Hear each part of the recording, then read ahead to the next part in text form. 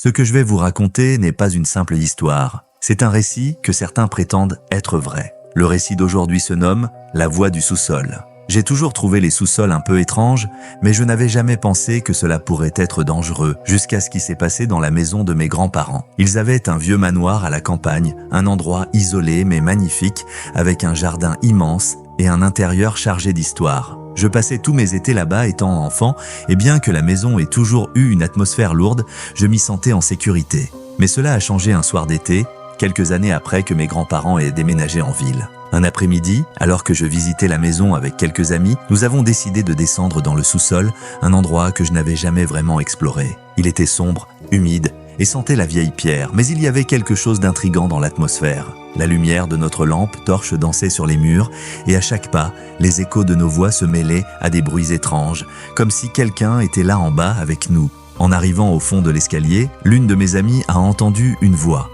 faible, presque un murmure. Elle nous a dit « Laissez-moi sortir ». Au début, nous avons cru qu'il s'agissait d'un bruit venant de l'extérieur ou de notre propre imagination. Mais la voix s'est fait entendre de nouveau, plus clairement cette fois « Laissez-moi sortir ». Je suis bloqué ici. Mes amis ont commencé à paniquer et moi aussi, même si je voulais d'abord comprendre d'où venait ce son. La voix semblait venir d'une vieille porte en bois qui était fermée à clé. C'était une porte qui n'avait jamais été ouverte, un petit espace dont mes grands-parents n'avaient jamais parlé.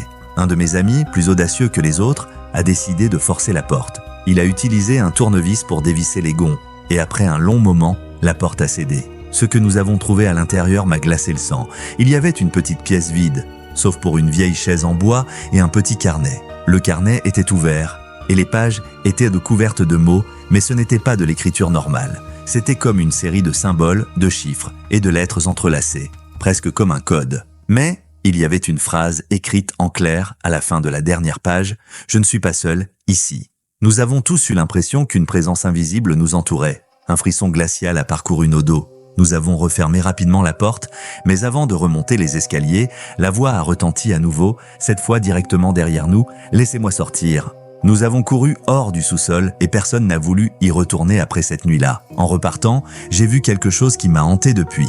Un petit reflet dans le miroir du hall d'entrée. Ce n'était pas mon reflet, ni celui de mes amis, mais une silhouette floue, lointaine, presque invisible. Je n'ai jamais pu oublier ce que nous avons trouvé dans cette pièce, ni la voix qui semblait provenir de nulle part. Aujourd'hui encore, je me demande si quelqu'un ou quelque chose reste là, enfermé dans ce sous-sol, attendant que quelqu'un revienne pour l'aider à sortir. Si vous aimez ce genre d'histoire, n'oubliez pas de vous abonner et de revenir chaque jour pour une nouvelle aventure qui vous tiendra éveillé.